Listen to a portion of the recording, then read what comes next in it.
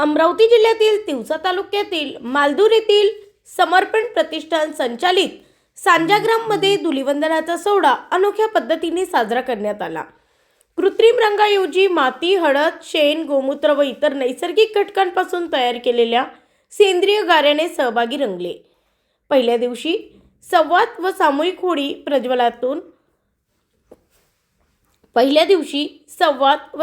होळी प्रज्वलनातून मनातील कटुता दूर करण्याचा संदेश देण्यात आला।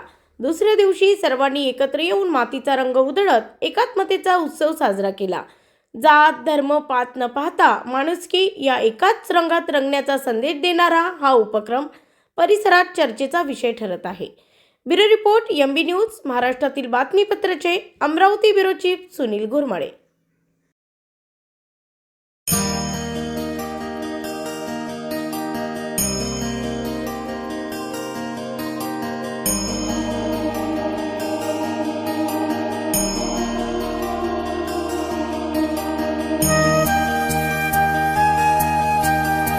सावंत मुंबईवरून आलेली आहे आणि आज मी जी काय हा होळीचा आनंद घेते तो अतिशय निर्भेळ आणि हा होळीच्या रंगांच्या निमित्ताने ऍक्च्युली निसर्गोपचार होते आमच्यावर, कारण हा चिखलामध्ये फार औषधी काय काय ह्यांनी मिक्स केलेल्या आहेत गोष्टी, जसं गुलाब पाणी, नंतर हे चंदन आणि राखुंडी जी होळीमध्ये असते, आणि आणखीन शेण, गोमूत्र, आणि हा ऍक्च्युली निसर्गोपचार उन्हामध्ये जो होतोय तो आपल्या शरीरासाठी इतका उत्तम आहे आणि तो इथे सगळे आनंदाने स्वतःवर करून घेत आहेत।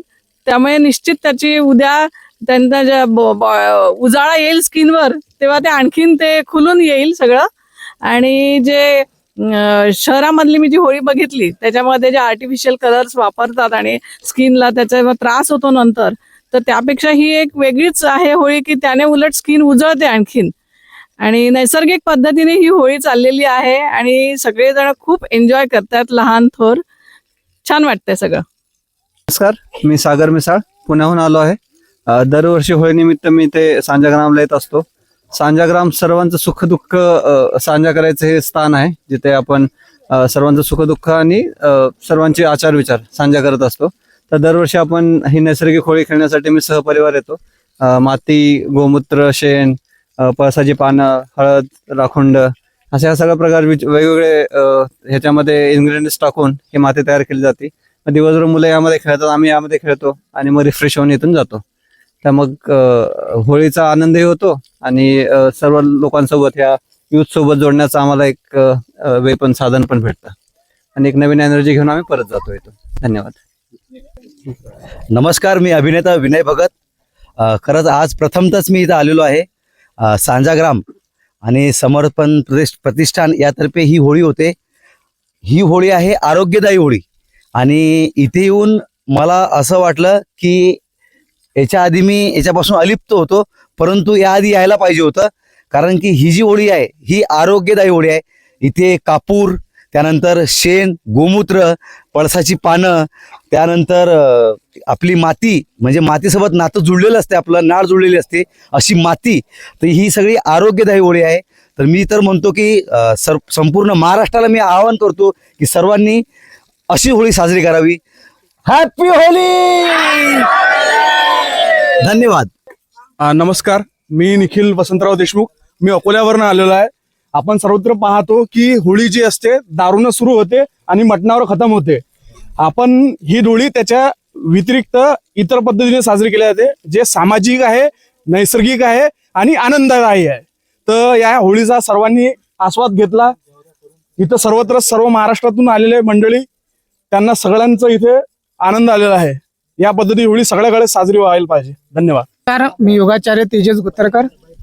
सांजाग्राम मध्ये ज्या महिला राहतात त्यांच्या चेहऱ्यावर एक हसू म्हटलं पाहिजे, त्यांच्या जीवनात एक आनंद निर्माण व्हावा हा उद्देश घेऊन, सोबतच प्राकृतिक चिकित्सक पद्धतीनं शरीरावर एक प्रकारची चिकित्सा व्हावी या उद्देशानं या ठिकाणी होळी होतं। जसे इथे भीमसेन कापूर या मातीमध्ये टाकलेला आहे, त्याच्यानंतर देशी गायचं गोमूत्र, देशी गायचं इथे शेण टाकलेलं आहे, आणि या होळीमध्ये पळसाची पानं हे जेव्हा अंगाला लागतं तेव्हा शरीरामधली जी हीट उद्या बाहेर निघणार आहे ते अत्यंत भारी राहणार आहे. तर सगळ्यांना ही होळी अप्रतिम अप्रतिम राहिलेली आहे. सगळ्यांच्या चेहऱ्यावर एक वेगळा आनंद आहे. तर सर्वांना होळीच्या शुभेच्छा देतो. धन्यवाद. डॉक्टर राम नमस्कार, मी डॉक्टर राम होंडकर वर्धा इथून आलेलो आहे. सांजाग्रामची ही होलिका उत्सव हा एक अनोखा होलिका उत्सव असतो, जो आत्ता सांगितलं की आपण या ठिकाणी मड थेरपी घेतो आणि हा मड थेरपीचा आपल्या आरोग्यासाठी खूप फायदा होतो, जो आपल्या पंचतत्वाशी निगडीत आहे. माती, जल, सण या सगळ्या गोष्टीमुळे आपल्याला एक चांगलं आरोग्य तर मिळतंच, यासोबतच सांजाग्रामचे जे लाभार्थी महिला आहेत त्यांच्या सुद्धा आनंदात आम्ही या ठिकाणी सहभागी होतो आणि एक वेगळी अशी ही होलिका उत्सव या ठिकाणी आम्ही साजरा करतो. यात आम्हाला काही परिचित व्यक्ती असतात, त्यासोबत काही अनोळखी व्यक्ती असतात. अशा व्यक्तींसोबत सुद्धा जुळण्याची एक संधी मिळते आणि ते त्यांच्या कुटुंबातला एक भाग बनतात आणि यामुळे या सगळ्या गोष्टी आम्हाला आनंदात त्या ठिकाणी भर टाकणाऱ्या असतात. या सगळ्या गोष्टीमुळे आम्ही या परिवाराशी निरंतर जोडलेलो आहोत. या भविष्यात सुद्धा यासोबत आम्ही राहूत या आशा व्यक्त करून या ठिकाणी थांबतो. धन्यवाद. नमस्कार, मी प्रवीणा सांगोले. तशी तर मी इथलीच आहे, पण मी आता कॉलेजमध्ये नागपूरवरून इथे आलेली आहे. तर रंगात तरंग होऊन बागडून आपण समर्पण सांजाग्राम इथे होलिकोत्सव सर्वजण मिळून साजरा करत असतो. वेगवेगळ्या जिल्ह्यातून सर्व इथे भेटायला येतात आणि होळी आमच्यासोबत साजरी करतात. उचनीच न ठेवता सगळे एका रंगामध्ये रंगून मोठ्या आनंदाने इथे होळी साजरी करतो. त्यामुळे मला इथे खूप आनंद मिळतो. आणि आता आपण पार्लरमध्ये जातो, मडिंग थेरपी करतो, त्याच्यामध्ये इथे फ्री ऑफ कॉस्ट आपली मडिंग थेरपी पण होऊन जाते, मस्ती ती मस्ती होऊन जाते आणि रंगवंजी पण होऊन जाते. तर धन्यवाद. मी पूजा वानखडे, मी अमरावतीवरून आलेली आहे आणि मी आज वयाचे 30 वर्ष पूर्ण केले, पण मला तरी वाटत नाही की मी आजपर्यंत कधी होळी खेळलेली असा. पण आयुष्यातली पहिली होळी आणि ती मी सांजाग्राम इथे खेळलेली आहे आणि मला इतका आनंद होत आहे की म्हणतात ना की जीवन जगून घ्या, एकच जीवन आहे. तर तुम्ही खरंच अशा पद्धतीनं होळी खेळून तुम्ही तुमचं जीवन खरंच आनंदमय जगू शकता. तरी मी सगळ्यांना विनंती करते का अशी होळी खेळा. सगळ्यांना हॅपी होळी. मी अमोल मानकर, गेली 18 वर्ष समर्पण सोबत काम करतोय. सांजाग्राममध्ये जी रंगतरंग व भिजू अंतरंग नावाचा उत्सव आयोजित केला जातो, यामागचं मुख्य कारण हे आहे की समाजातील वेगवेगळ्या स्तरातले लोक इथे यावेत आणि त्यांनी नव्यानं सगळ्या मित्रमैत्रिणींबरोबर रंग उधळावेत आणि मग प्रेम, स्नेह या सगळ्यांना पुढील आयुष्यात एकमेकांच्या तसेच सोबत राहावेत आणि आपल्या आयुष्यातले वेगवेगळ्या प्रसंगी सुखदुःखी हे सगळे आपसात त्यांना एकमेकांची मदत व्हावी. दुसरा भाग हा असतो की सांजाग्रामचा अर्थ एकत्र जगणे, एकत्र जगण्याचा उत्सव करणे आहे. मला असं वाटतं या सणांच्या निमित्तानं एकत्र आल्यानं उत्सव होतं.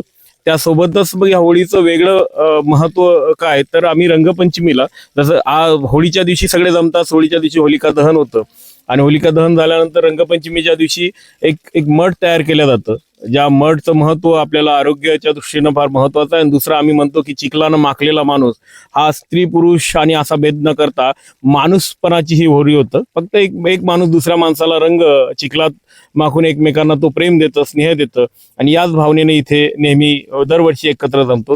त्यासाठी हा खटाटो.